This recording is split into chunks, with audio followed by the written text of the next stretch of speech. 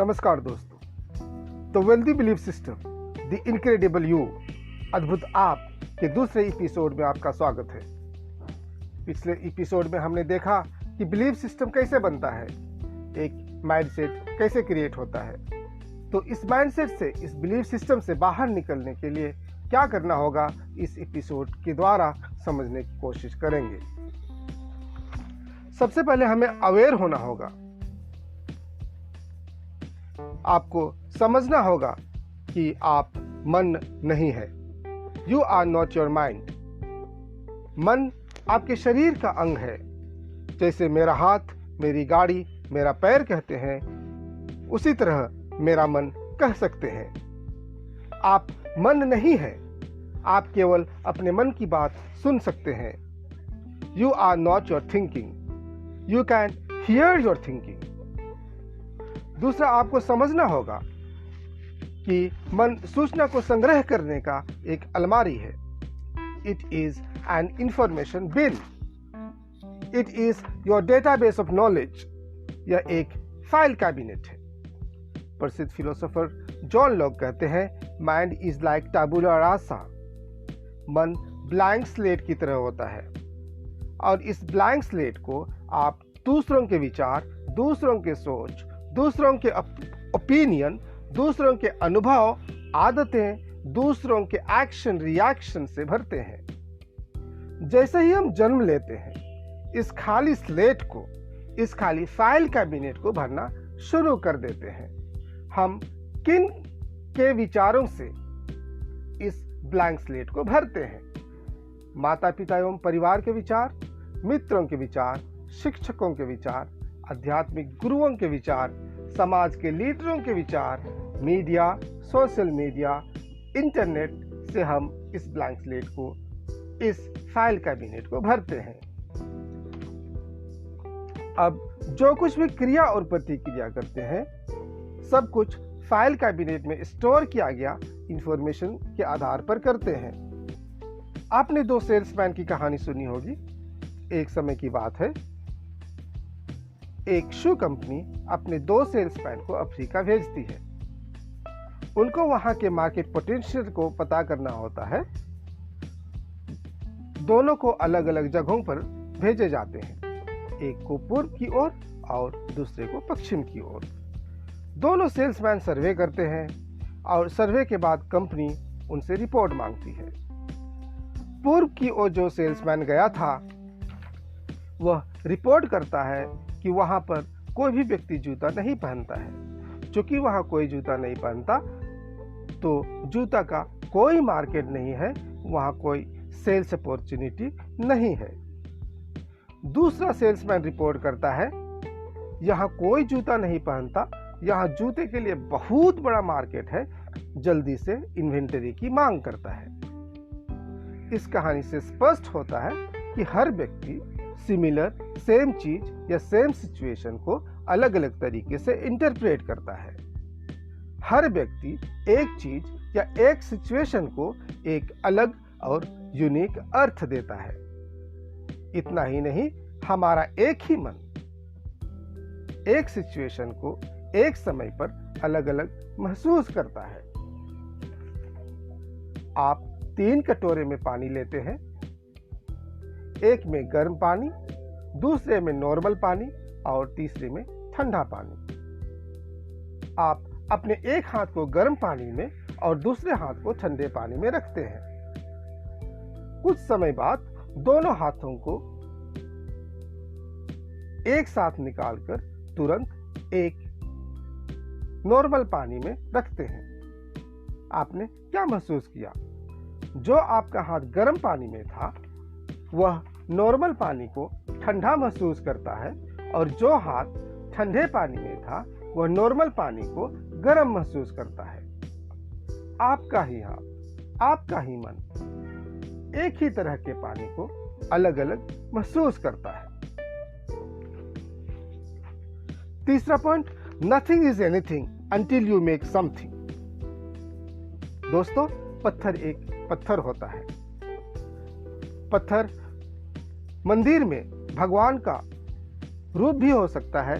पत्थर मंदिर में नारियल तोड़ने के लिए भी रखा जा सकता है।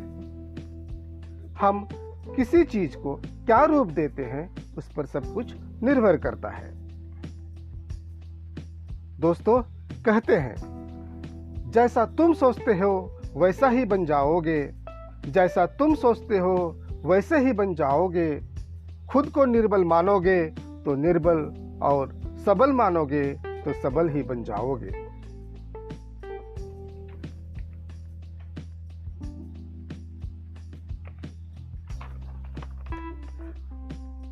मन के बारे में हम 3 निष्कर्ष पर पहुंचते हैं। The mind is not you, आप मन नहीं है। दूसरा, mind is just an information bin, it is a database of knowledge, यह एक फाइल कैबिनेट है। तीसरा, nothing is anything until you make something.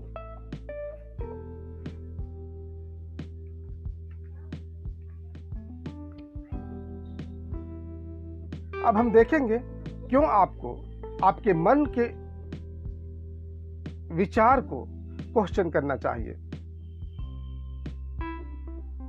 आपका मन दूसरों के विचारों, दूसरों से प्राप्त इंफॉर्मेशन से भरा होता है, तो यह सही नहीं भी हो सकता है।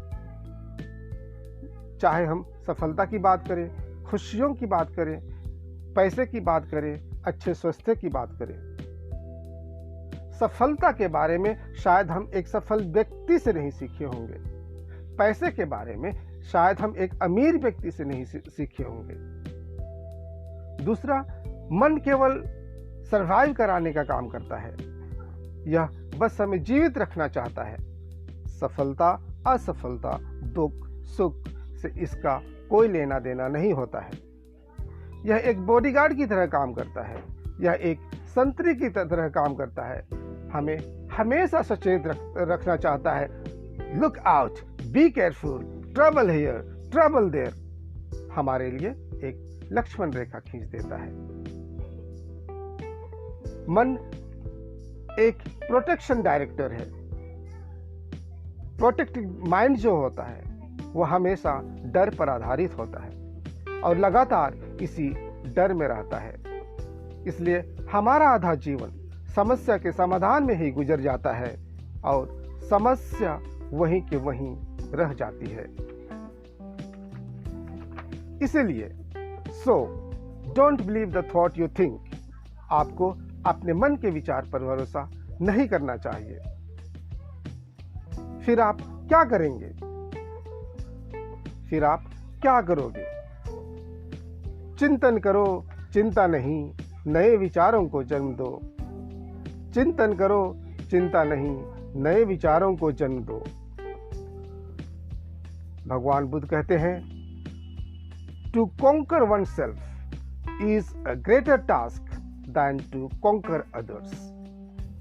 मतलब स्वयं पर विजय प्राप्त करना दूसरों पर विजय प्राप्त करने से बड़ा काम है। विवेकानंदा जी कहते हैं, दिल और दिमाग के टकराव में हमेशा दिल की सुनो। दिल और दिमाग के टकराव में हमेशा दिल की सुनो। तुम्हारा सबसे बड़ा शत्रु तुम्हें उतना नुकसान नहीं पहुंचा सकता। तुम्हारा सबसे बड़ा शत्रु तुम्हें उतना नुकसान नहीं पहुंचा सकता जितना कि तुम्हारे खुद के बेपरवाह विचार। लेकिन एक बार काबू कर लिया जाए तो कोई तुम्हारी इतनी मदद भी नहीं कर सकता, तुम्हारे माता पिता भी नहीं।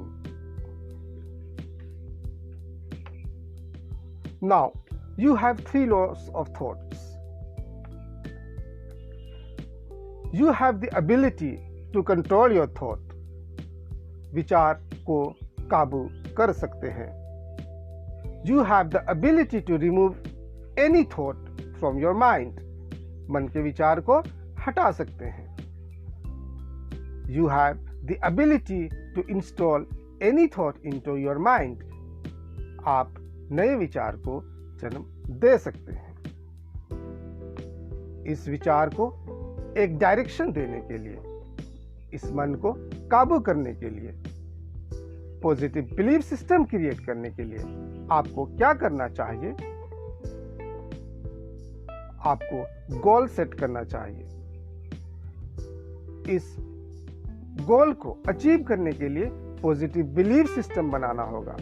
अगले एपिसोड में हम गोल सेटिंग के बारे में सीखेंगे, एक पॉजिटिव बिलीफ सिस्टम क्रिएट करने के बारे में सीखेंगे। धन्यवाद।